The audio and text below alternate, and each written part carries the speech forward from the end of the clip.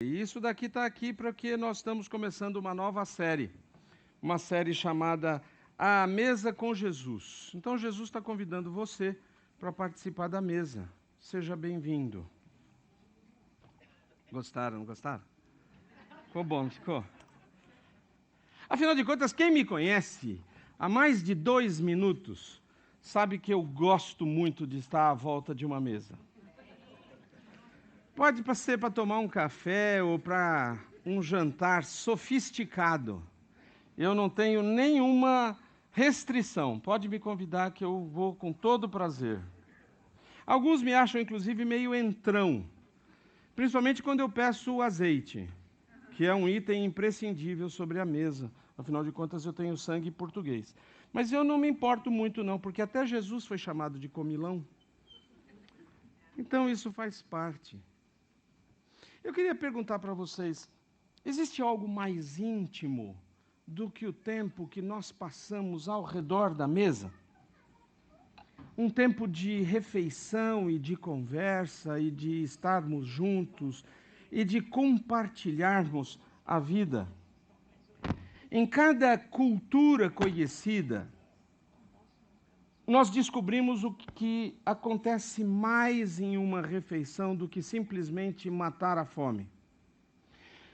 Ao redor da mesa, a conversa acontece, os relacionamentos se desenvolvem. De fato, nós temos que saber que a mesa é um lugar central, importantíssimo, em quase todas as culturas. O convite para a mesa é um sinal de aceitação. Quando você é chamado, você sente que alguém quer a sua companhia. Normalmente, nós só convidamos para estar à nossa mesa aqueles estranhos que nós queremos conhecer, que nós queremos nos relacionar. Existem poucas coisas na vida mais reservadas do que ser convidado para compartilhar a mesa de alguém. Então, por isso, é sempre uma honra quando nós aceitamos ou recebemos um convite para a mesa. E é isso que Jesus Cristo está fazendo para nós, e é isso que nós vamos ver durante alguns domingos. Principalmente hoje, nesse nosso tempo, quando mais do que nunca as pessoas estão se tornando privadas, reservadas, egocêntricas. O convite para entrar no lar e participar da refeição é um convite para compartilhar a vida. E a partir de hoje nós vamos então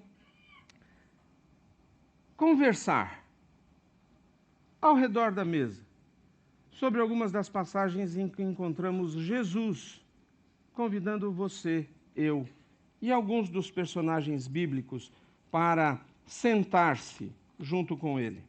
O primeiro texto que nós vamos ler, então, se encontra em Lucas, capítulo 5. Eu vou ler dos versos 27 até o 32. Se você quiser me acompanhar, Lucas 5, 27 a 32. Nós lemos assim: Jesus saiu da cidade depois disso e viu um cobrador de impostos chamado Levi, sentado no local onde se coletavam impostos. Siga-me, disse Jesus. E Levi se levantou, deixou tudo e o seguiu. Mais tarde, Levi ofereceu um banquete em sua casa em honra de Jesus. Muitos cobradores de impostos e outros convidados comeram com eles. Mas os fariseus e mestres da lei se queixaram aos discípulos: por que vocês comem e bebem com cobradores de impostos e pecadores?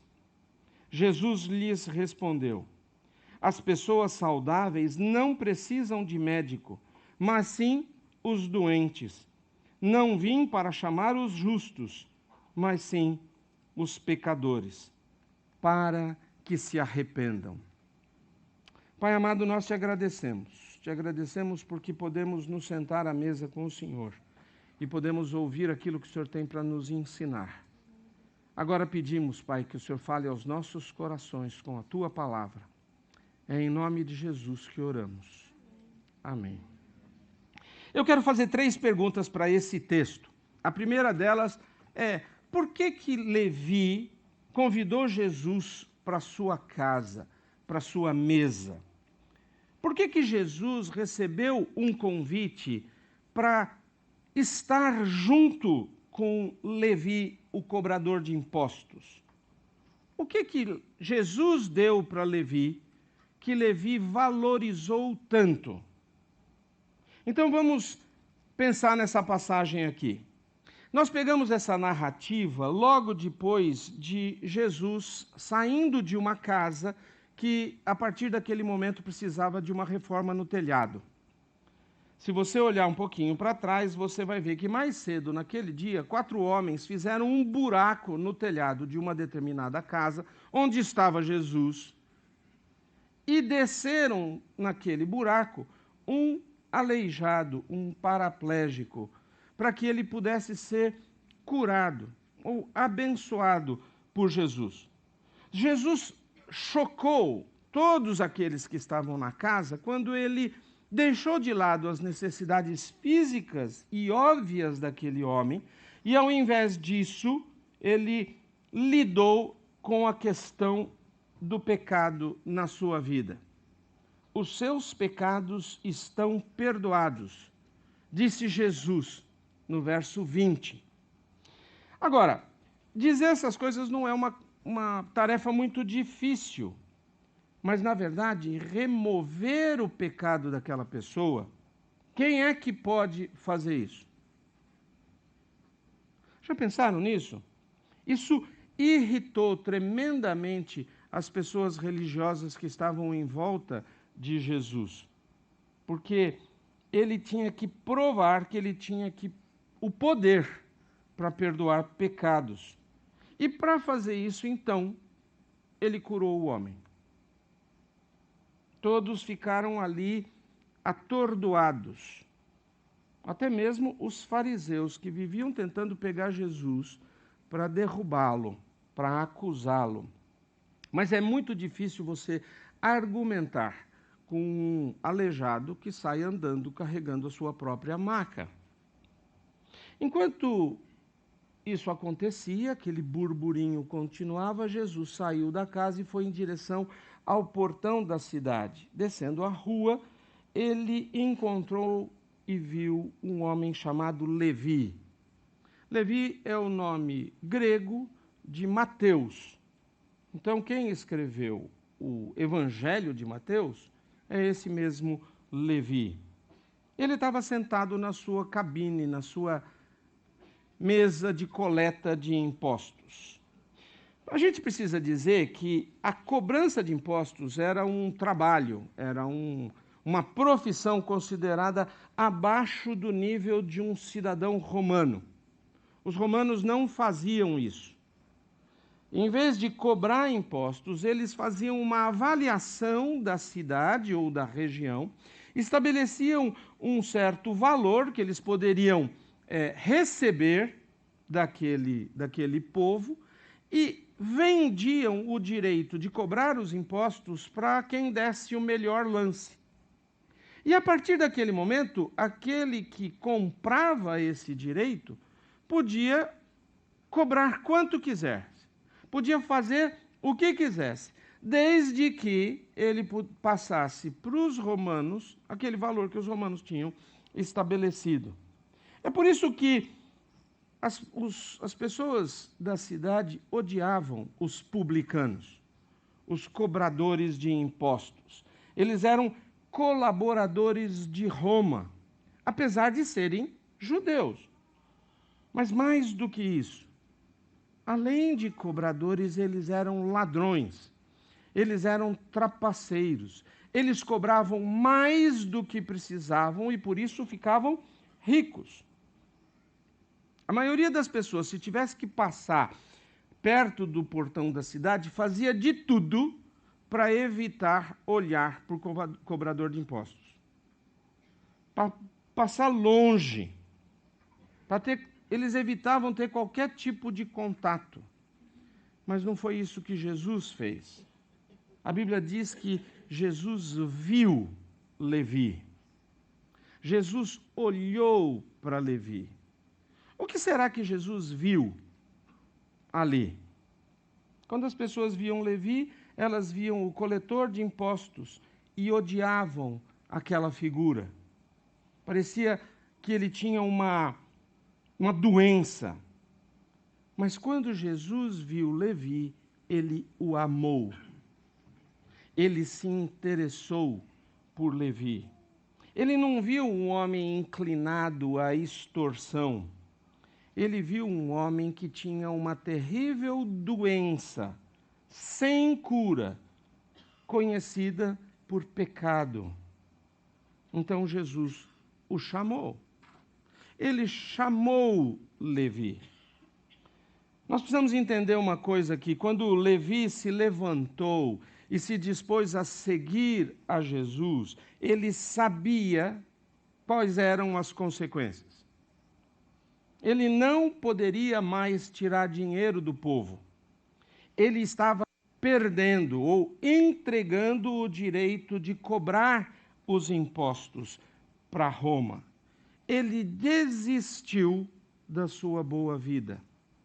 Ele decidiu seguir a Jesus, sabendo que a partir daquele momento a sua vida seria completamente diferente.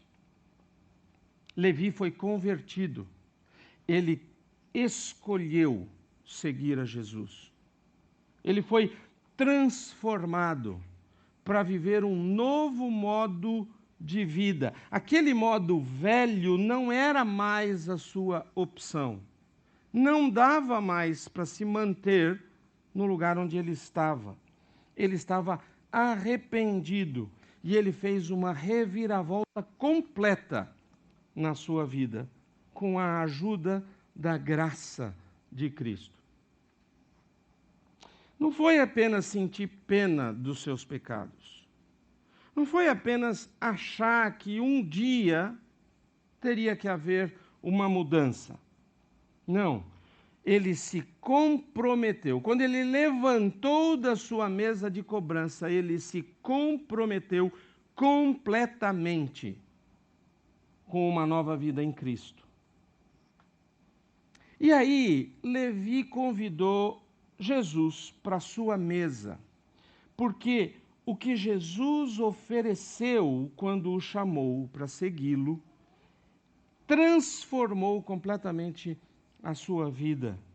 E Levi valorizou aquilo mais do que o dinheiro e o poder que ele tinha e aquilo que ele poderia comprar. A gente precisa entender que é um mito dizer que o dinheiro não compra felicidade. O dinheiro pode comprar felicidade, sim. Ele compra, na realidade, ele compra a felicidade de várias formas. Mas essa felicidade, geralmente, ela vem com custos inesperados ou valores que o dinheiro não cobre. O pecado oferece para todos o poder, o prestígio, a popularidade, mas o custo disso vai além do que qualquer um de nós pode imaginar. O dinheiro não pode enterrar a culpa. A popularidade não pode aliviar a vergonha. Ninguém é poderoso o suficiente para silenciar as vozes e os pensamentos que vêm à noite e ficam nos tirando o sono, para lembrar do preço que pagamos para ter aquilo que nós ganhamos. Talvez você hoje, assim como Levi, esteja sentado numa pequena mesa, cobrando os impostos para viver a vida que você decidiu viver, carregando a culpa e faminto pela paz. Jesus vem a você como ele veio a Levi. Ele chama, ele oferece algo que não pode ser comprado por nenhum preço. Por isso, Levi convidou Jesus para a sua mesa. Uma segunda pergunta que eu quero fazer para esse texto é: por que Levi convidou os seus amigos para aquela festa? Ele abriu a sua casa, fez um banquete muito luxuoso e convidou todos os seus companheiros. É assim que nós estamos olhando para a mesa de Levi. Os rostos estão alegres, todo mundo satisfeito, numa reunião de amigos. É onde o homem se sente mais satisfeito, mais confortável. Eu descobri que a hospitalidade é algo bastante importante no Novo Testamento. E nós precisamos entender que também é e precisa ser agora. Abra sua casa para as pessoas. Ame-as. É isso que a Bíblia diz para nós. Com essa passagem eu aprendi que existem dois tipos de refeição que nós podemos usar para trazer as pessoas para a família de Deus. Uma delas era um banquete, como esse de Levi. Inclusive ele era chamado de simpósio nos tempos antigos. Hoje, simpósio me parece sempre uma palestra muito chata. Mas, na verdade, naquela época, era um banquete de alto luxo, de alta classe. Um jantar formal, com listas de convidados, com assentos planejados, convites especiais, pessoais. Convidados ficavam ali reclinados em volta da mesa, uma mesa luxuosa, onde todos comiam e bebiam, e a conversa era dirigida por um convidado de honra, por algum tópico ou algum assunto que ele quisesse tratar. Curiosamente, esses jantares eram só para homens. As mulheres, principalmente as escravas, eram trazidas depois, que eles todos já estavam ali bastante altos. E os fariseus ficavam escandalizados exatamente por causa disso. Mas existia uma outra refeição, uma refeição mais íntima, chamada de refeição da hospitalidade. Era aquela em que as pessoas, e aí não importava se eram ricas ou pobres, elas abriam as suas casas para alguns amigos comerem e frequentemente se hospedarem durante a noite. Jesus virou esses conceitos radicalmente, de cabeça para baixo. Quando ele quebrou a convenção, ele disse e mostrou que todos os homens, mulheres, escravos e até os samaritanos eram bem-vindos à sua mesa. Vamos voltar para a história. Levi organizou então uma festa luxuosa. Um simpósio. E ele queria que os seus amigos encontrassem o convidado especial, Jesus. Ninguém está muito longe para poder, em algum momento, encontrar-se com Jesus. E aqui nós temos a história de Jesus se encontrando com pecadores para atraí-los para uma vida transformada, de arrependimento, para mudança de pensamento, de como viver do jeito de Jesus. O reino de Deus é uma festa.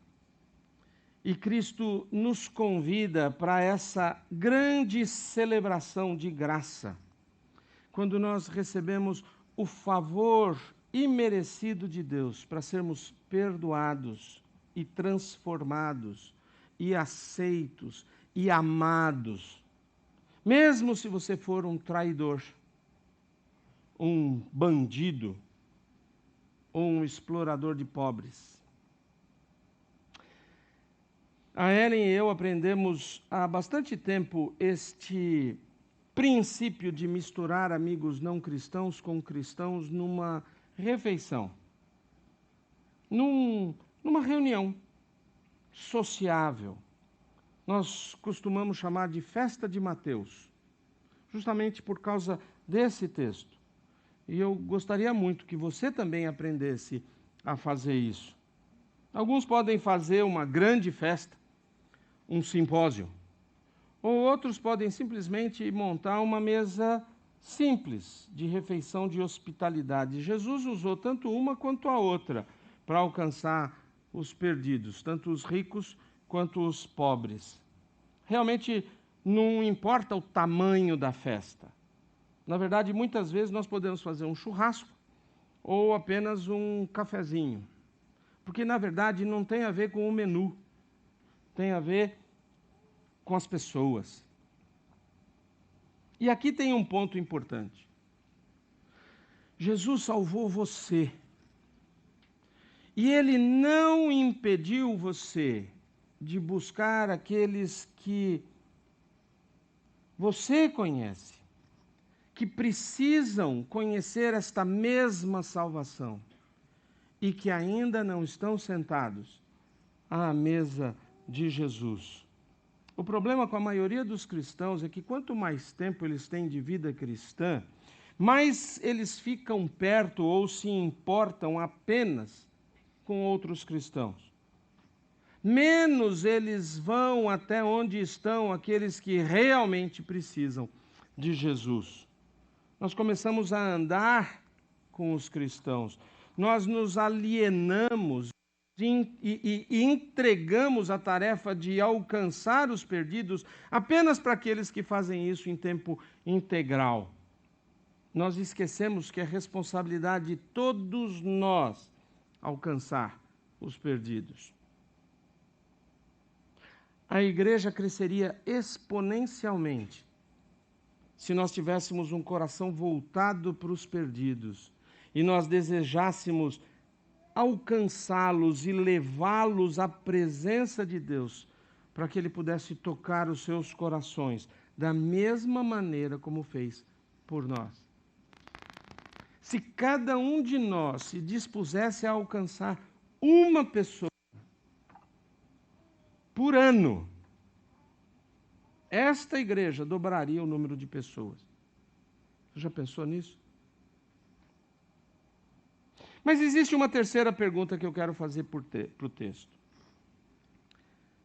Mateus convidou Jesus, convidou os seus amigos, todos publicanos e pecadores. E Jesus sabia disso. A pergunta é: por que Jesus aceitou este convite? Quando Levi sentou para comer, ele recebeu todos os seus amigos e em seguida ele voltou-se para Jesus e começou a apresentá-lo como o homem que transformou a sua vida. Exatamente nesse momento começou uma discussão fora da sala. O som das vozes altas começou a entrar pela janela. A conversa da mesa começou a ficar em silêncio, diminuir, e todos começaram a prestar atenção no barulho que estava entrando pela janela. As vozes são as dos escribas, dos fariseus, aqueles religiosos que nós conhecemos. Eles encontraram alguns discípulos de Jesus na casa de Levi, então eles perguntaram onde Jesus estava, e depois de ouvir a resposta, eles explodiram. Por que vocês comem e bebem com cobradores de impostos e pecadores? Você conseguiu sentir o tom da voz dos escribas? Um tom de acusação, um tom de reprimenda. Os discípulos não sabiam o que responder, eles são novos nesse assunto. Talvez eles até estivessem se perguntando a mesma coisa. O que nós estamos fazendo aqui? Na verdade, se nós estivéssemos lá, nós talvez estivéssemos perguntando: onde é que Jesus foi parar? O que vai acontecer? Você consegue imaginar a cena? Palavras dos fariseus cuidadosamente escolhidas para que ninguém pudesse discutir com elas. E a situação dos discípulos? Eles tentaram ali murmurar alguma coisa sobre Jesus, tentando dar oportunidades para as pessoas sendo transformadas ou qualquer coisa assim. Mas eles mesmos não estavam muito convencidos. Aí a conversa levanta um outro ponto, exatamente nessa hora. Tá bom, nós entendemos que Jesus quer dar oportunidade para todas as pessoas, mas não para essas pessoas. Esses daí não tem mais jeito. Mesmo que eles pudessem se arrepender, o que é que ia acontecer? Será que Deus iria suspender o julgamento do pecado deles? Não, aí é demais. Eles são muito pecadores. Essas pessoas merecem o que elas recebem. Não é como se acidentalmente eles tivessem pego alguma coisa dos outros. Não.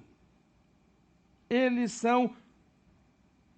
não são melhores do que os ladrões e os assassinos. E nós podemos acrescentar a isso traição e colaboração com os romanos. Será que Jesus não percebe que ele está perdendo a sua credibilidade com a comunidade religiosa?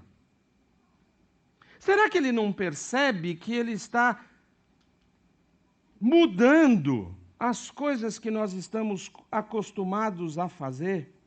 Daqui a pouco ele vai conversar com os divorciados samaritanos e vai dizer que eles podem ser salvos. Imagina uma coisa dessas. Que coisa mais esquisita. As vozes então estão começando a zombar daquela situação, mandando intencionalmente as suas palavras diretamente para dentro da sala, pela janela aberta. Se essas pessoas quisessem religião, eles saberiam onde encontrar. Se eles quisessem mudar de vida, eles não teriam escolhido este caminho. Jesus devia deixá-las. Elas vão receber o castigo delas. Nós sabemos disso. E os fariseus e os escribas continuavam dizendo estas coisas para que todos ouvissem. Dentro da casa tem um silêncio daquele mortal. Todos estão tensos, de cabeça baixa, os olhos estão virados para baixo. E aí todo mundo assusta quando uma cadeira se arrasta calmamente e Jesus se dirige para a janela. As palavras de Jesus são simples, apenas uma frase. Quem é que chama um médico? Quem está doente ou quem está são? A resposta é óbvia. Então Jesus continua: não vim para chamar os justos, mas sim os pecadores, para que se arrependam. Jesus está nos ensinando uma coisa muito importante aqui. Sabe aquele lugar onde nós achamos que é um depósito de lixo? Onde há pessoas que não têm mais jeito, não há mais salvação. Jesus olha para aquele lugar e vê uma enfermaria, um lugar cheio de doentes que precisam de cura. E sabe de uma coisa? A cura é Ele. Somente Ele. Jesus aceitou o convite da mesa de Levi para mostrar que Ele é a cura do pecado. E que todos aqueles que desejam, que o buscam, podem ser curados. Quais são os sintomas dessa doença chamada pecado? Sabe, no início existe um sentimento de vergonha, um constrangimento por ter errado, por não ter seguido as normas de Deus. A gente fica com os ombros afundados, uma decepção põe na nossa mente assim, como é que eu consegui cometer este erro?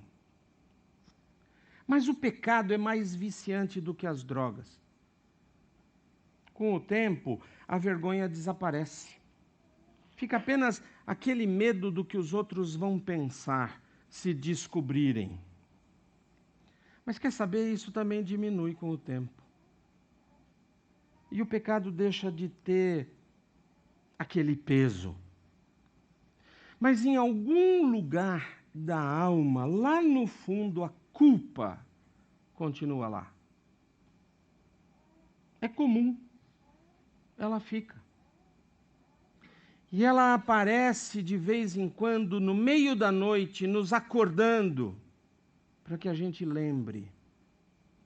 A sensação de desesperança, de tristeza, de estar preso a alguma coisa, toma conta da nossa vida.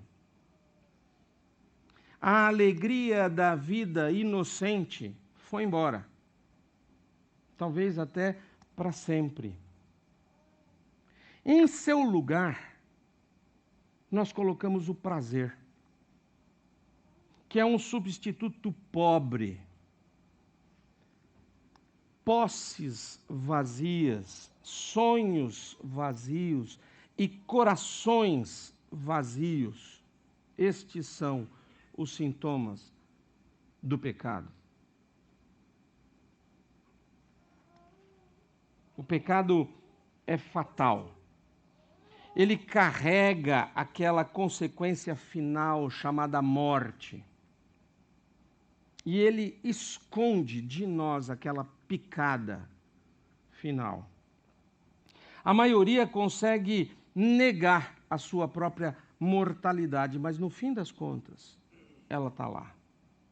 Quando a gente percebe, é tarde demais. Todos nós conseguimos olhar para o espelho e dizer: eu não sou tão ruim. Eu não tenho tanto pecado assim. Eu não sou como aquelas outras pessoas. Era assim que os fariseus e os escribas se olhavam. Mas não é a quantidade de pecado que é fatal. É o fato de você ter pecado. Qual é o remédio que você vai buscar para a culpa? Qual o remédio para eliminar a desesperança que nós carregamos em nossa vida? Que exercício mental ou técnica de relaxamento pode reverter as consequências do egoísmo, da raiva, da mentira, do orgulho? Toda religião vai dizer para você que no final você pode reverter ou pode ser perdoado. Tudo que você tem que fazer é se comportar corretamente, até você alcançar o padrão requerido. Então o perdão vai ser automático. Por isso é que o cristianismo não é uma religião. Religião é o homem fazendo alguma coisa para alcançar a Deus. O cristianismo é Deus nos buscando aonde nós estamos. Qual é o padrão requerido? O Deus da Bíblia exige perfeição. O Cristo da Bíblia oferece essa perfeição. não para aqueles que a merecem, mas para quem quer que a receba. Essa é a cura. Essa é a solução. E todos nós, cada um de nós pode se encontrar nessa história. É claro que nós sabemos que existe apenas um, e sempre foi um só Jesus. Ele é o eterno, ele é o curador, ele é a cura para o pecado. Talvez você seja um dos discípulos, um ex-pecador que foi curado do seu pecado. Talvez você seja um Levi, que tomou consciência da sua doença e está sentado agora à mesa com Jesus, animado com a cura. Talvez você seja um dos amigos de Levi, ainda doente com o pecado, mas ali, próximo de conhecer a verdadeira cura. Ou talvez você seja um dos fariseus, esteja ali na janela, balançando a cabeça para aquelas pessoas más do mundo, aqueles que não merecem Jesus Cristo, comparando elas a si mesmo e rejeitando-as, deixando de pensar que você tem a mesma doença, mas em que em algum momento você foi curado.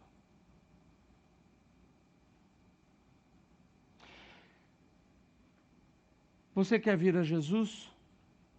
Você quer tomar o remédio dele? Você quer sentar-se à mesa com Jesus e se arrepender e descobrir a riqueza do perdão? Ele está chamando você. Levante-se e siga-o. Mas sabe de uma coisa? Todos nós que já tomamos deste remédio somos chamados para distribuir, para contar aos outros, para alcançar aqueles que ainda estão sofrendo com a mesma doença. Cada um de nós, aonde Deus nos colocou, não é só trabalho dos pregadores, esse de compartilhar o amor de Cristo. Cada um aqui tem uma história única de como Deus o alcançou, o curou, e ninguém pode contar essa história melhor do que você mesmo. Se a nossa igreja é definida pelo que acontece aqui dentro destas paredes, então, com certeza, nós não estamos sendo a igreja que Deus nos chamou para ser. Como discípulos de Jesus, nós fomos chamados pelo Senhor para alcançar as pessoas que são consideradas más, pecadoras, lá no mundo, e deixá-las conhecer o remédio, sabendo que Jesus as ama. Você trabalha com elas, você vai à escola com elas, elas estão na sua família, você as conhece. Pessoas que precisam conhecer o que Deus fez e significa para você. Precisam saber da sua história, precisam sentar à sua mesa. Você é o pregador que Deus colocou na vida delas. Você está pensando em alguém? Você tem alguém que Deus está colocando no seu coração?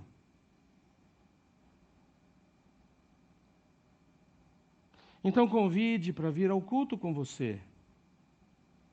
Mas também convide para sentar e conversar e se envolver. Convide-o para estar à sua mesa. Todos nós temos alguém próximo de nós em que Deus está interessado e chamando para a sua mesa. E Ele quer que nós estejamos envolvidos, que estejamos cuidando e chamando para sentar. Sabe, os fariseus e os escribas não gostavam que Jesus se sentasse e comesse com os pecadores. Às vezes as pessoas não vão gostar que você se envolva com os pecadores. Eles não vão aprovar as coisas que nós fazemos para alcançar aqueles que ainda precisam de Jesus.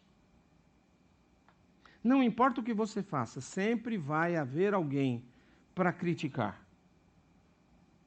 Criticar você, criticar sua igreja, criticar sua fé. Você precisa se certificar que Jesus está feliz com você e seguir em frente. As pessoas saudáveis não precisam de médico, mas sim os doentes. Jesus não veio para chamar os justos, mas sim os pecadores, para que se arrependam. A comunidade ao nosso redor está cheia de pessoas doentes que precisam de Jesus. A igreja está cheia de pessoas que precisam de Jesus. A sua família precisa de Jesus. Jesus não chama pessoas boazinhas. Ele prefere as bagunceiras. Mas é preciso dizer que nós não consertamos as pessoas.